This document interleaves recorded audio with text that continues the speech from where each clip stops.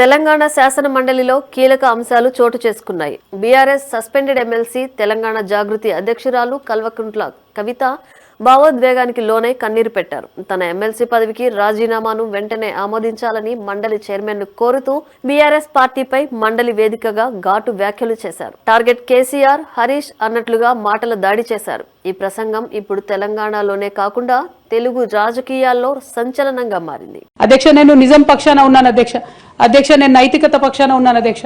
నేనేమి తప్పు చేయకుండా పార్టీలో కొంతమంది కక్షగట్టి మహిళా నాయకత్వం ఎదగకుండా పార్టీలో కొంతమంది కక్షగట్టి అధ్యక్ష, ఎక్కడైతే ఉద్యమకారుల మాటలు కేసీఆర్ గారికి చేరుతాయో, ఎక్కడైతే సామాన్య కార్యకర్తల మాటలు కేసీఆర్ గారికి చేరుతాయో, ఎక్కడైతే పేదవాళ్ళ మాటలు కేసీఆర్ గారికి చేరుతాయి అనుకున్నారు అధ్యక్ష, వాళ్ళకు అడ్డు కూడా కట్టి ఇవాళ నన్ను పార్టీ బయట వేసినారు అధ్యక్ష.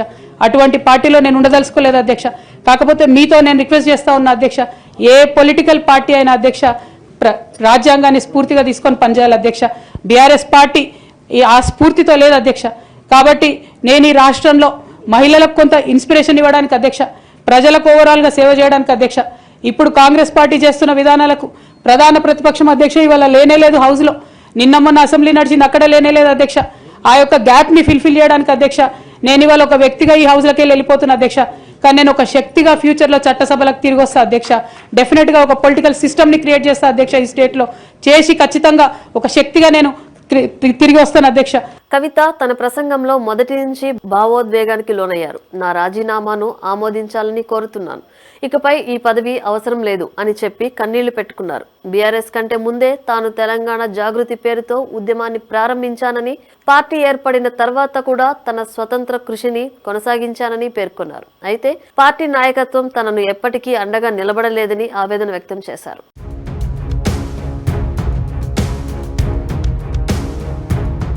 8 ఏళ్లుగా బీఆర్ఎస్ లో తనకు వ్యతిరేకంగా కుట్రలు జరిగాయని కవిత సంచలన ఆరోపణ చేశారు.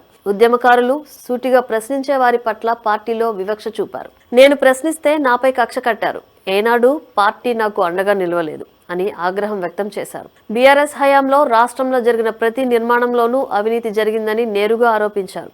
ఈ ఆరోపణలు మండలిలో కలకలం రేపాయి. పార్టీలో జరుగుతున్నటువంటి అవినీతి అధ్యక్ష, ప్రభుత్వంలో జరుగుతున్నటువంటి అవినీతిని ఎప్పటికప్పుడు నేను వారి దృష్టికి తీసుకెళ్లడం జరిగింది అధ్యక్ష.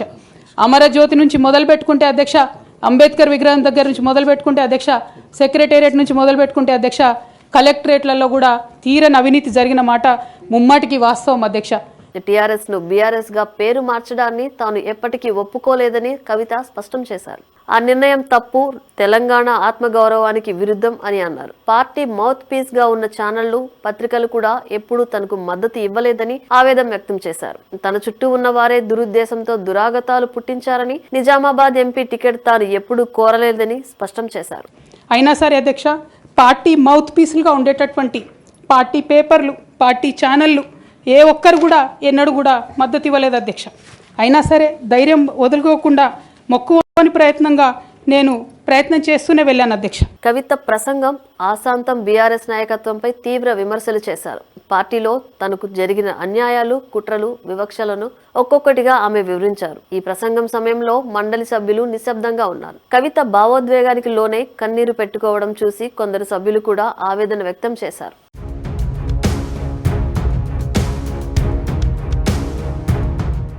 ఈ ఘటన తెలంగాణ రాజకీయాల్లో కొత్త చర్చను రేపింది. 2025 సెప్టెంబర్లో బీఆర్ఎస్ నుంచి సస్పెండ్ అయిన తర్వాత కవిత తన ఎమ్మెల్సీ పదవికి రాజీనామా చేసినప్పటికీ 4 నెలలుగా ఆమోదం కాకపోవడం వెనుక రాజకీయ కుట్రలున్నాయని ఆమె ఆరోపిస్తున్నారు. తాజాగా మండలి సమావేశాల్లో తన రాజీనామాను ఆమోదించాలని డిమాండ్ చేయడంతో రాష్ట్ర వ్యాప్తంగా ఈ విషయం హాట్ టాపిక్ గా మారింది.